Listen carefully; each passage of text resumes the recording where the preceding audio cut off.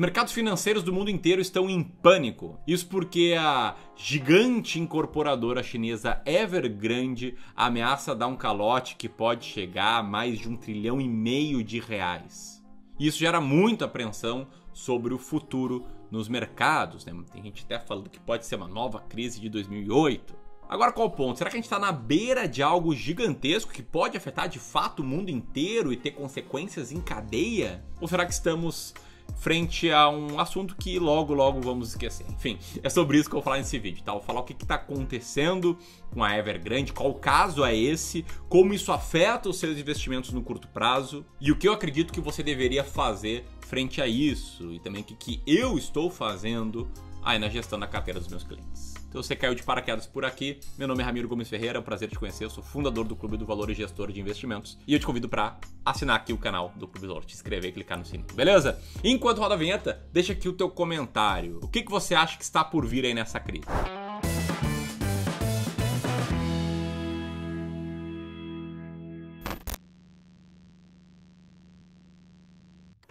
Bom, então vamos lá, tá? A empresa Evergrande, ela tá causando pânico aí nos mercados mundiais, isso eu acabei de falar. Mas vamos aqui por partes, tá? Primeiro, o que é a Evergrande? Essa é a segunda maior incorporadora imobiliária da China, uma empresa que foi fundada em 1996 e que atualmente assina projetos de construções imobiliárias em mais de 280 cidades.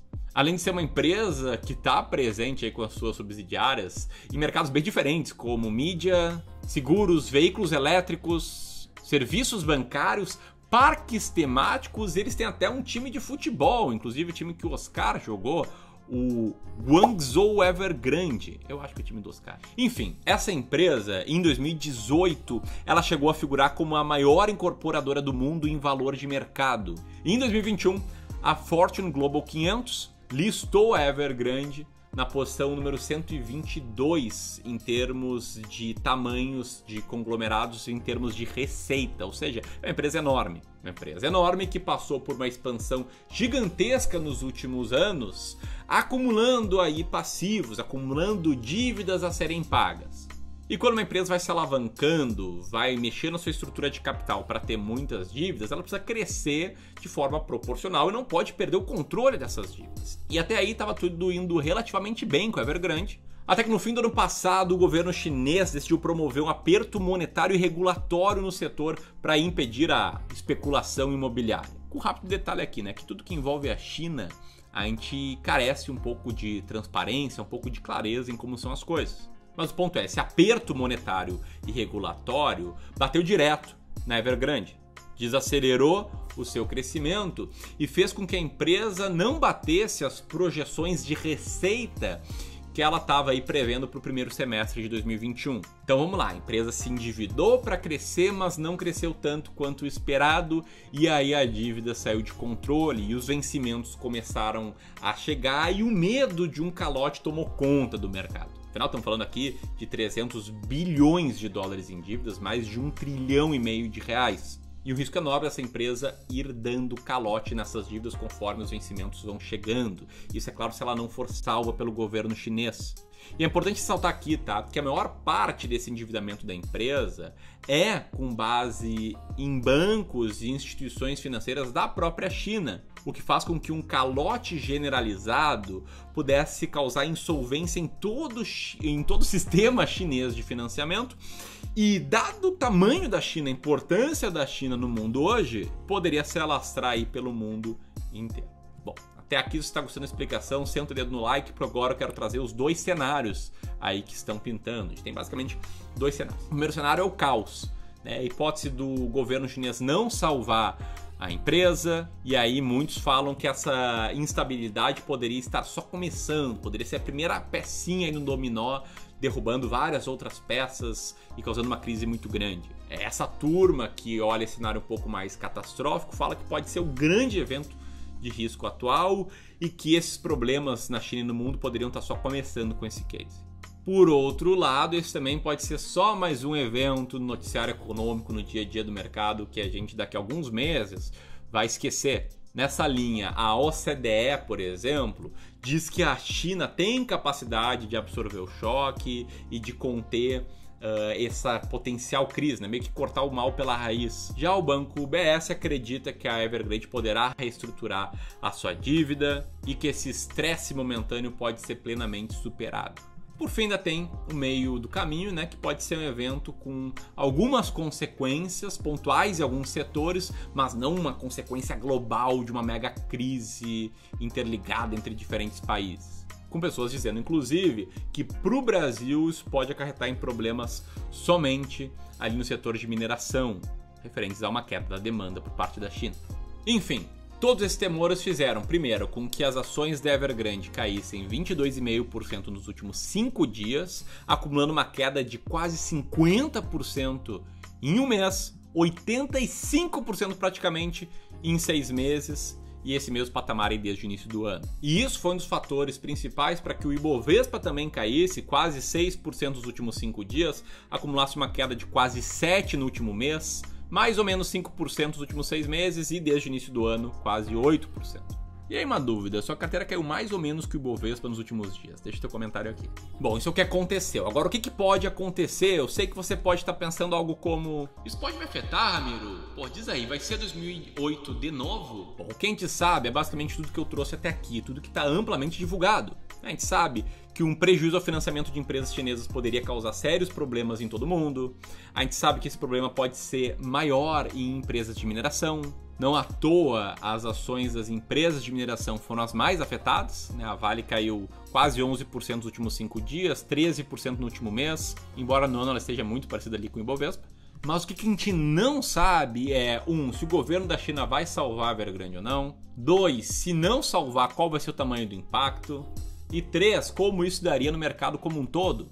Porque existem infinitas variáveis que nem estão sendo tratadas aqui, como por exemplo uma queda da produção de minério lá na China, ou o fato da Vale ser mineradora com maior eficiência operacional no mundo. E aí eu sei que você pode estar pensando algo como: cara, meu Deus, velho, eu tô preocupado, minha carteira tá caindo, eu não quero ver 2008 de novo, não quero ver uma grande crise, eu não aguentaria isso. Ou ainda, pô, melhor vender tudo agora e aí quando estourar a crise eu compro mais barato, não é? E aí, sendo bem franco, na minha opinião, como gestor, nenhuma dessas duas interpretações é correta e nenhuma delas vai te fazer ganhar dinheiro de forma consistente no longo prazo investindo. Tá? Porque o que eu acredito? Eu acredito que no mercado existem 2 tipos de variáveis apenas. Eu falei que existem infinitas variáveis, mas todas elas se baseiam em 2 grupos. As variáveis que você controla e as variáveis que você não controla.